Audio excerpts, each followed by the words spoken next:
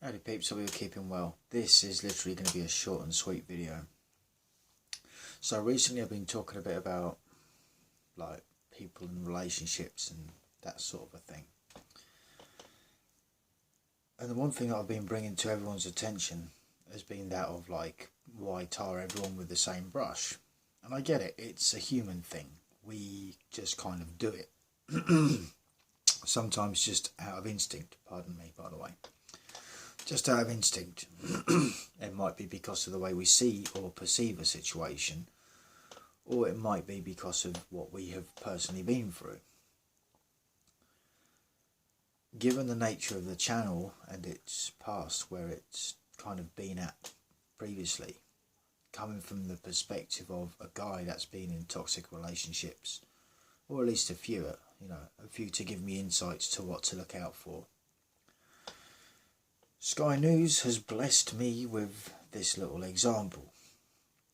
This is about 4 hours ago. It says, tennis star on Ukraine's front line says allowing Russians at the Olympics is spit in the face. Is it? Is it? So it's that thing, we're gonna blame the whole of Russia. Everyone, every single individual down to the last man, woman, child, dog, cat, whatever, just because they're Russian. See, and this is that hive mindset that a lot of people get themselves into. And they will just take that perspective of, oh, it's all of them. How many people has this bloke spoken to, this tennis star? How many Russians has he spoken to? And I bet it's going to be that thing of, I won't talk to the Russians because they're Russian and Russia has invaded my country. And it's like, well, every Russian invaded your country? You think that every Russian has... No, don't be so ignorant. In fact, it's not even ignorant at that point. It's just blatant arrogance and refusing to see a situation for what it is. The invasion was a political move. It had nothing to do with the people. And despite the people, and again, you've got to remember how people get treated out in some of these countries, and we've seen it here on YouTube as well. Whereas if you speak out against the narrative, you get squashed. You know, if you're a YouTube channel like this one, your ratings will just naturally be suppressed. Or the favourite one that some people like pulling is oppressed. They're being oppressed because they have a viewpoint or have something to say on the topic that doesn't go with the narrative. And if it doesn't go with the narrative and the narrative has a agenda behind it, be it whatever.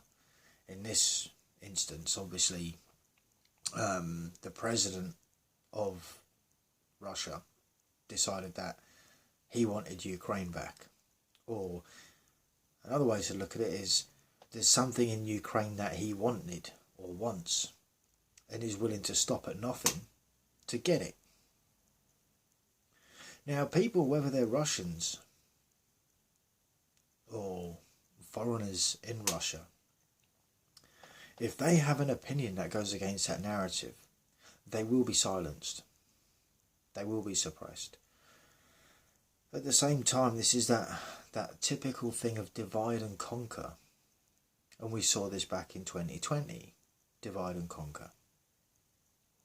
Those that didn't want to, say, drink a cup of tea versus those that did.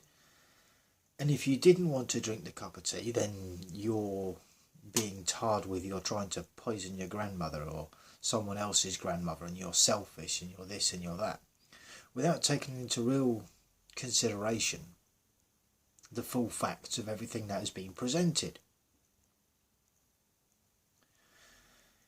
This is why that hive mind is so dangerous for people. And a lot of people will just be quite happy to just go with the narrative, because in some senses it gives them a sense of power. It gives them a sense of authority over others, which, other than a situation arising like that, they would not have. And this comes from a place of ego. You could argue for a level of narcissism going on. It's all about being in control, having power, when realistically they realise that they're the ones that don't have the power. Think about that. Till the next one, stay cool, stay free. Peace out.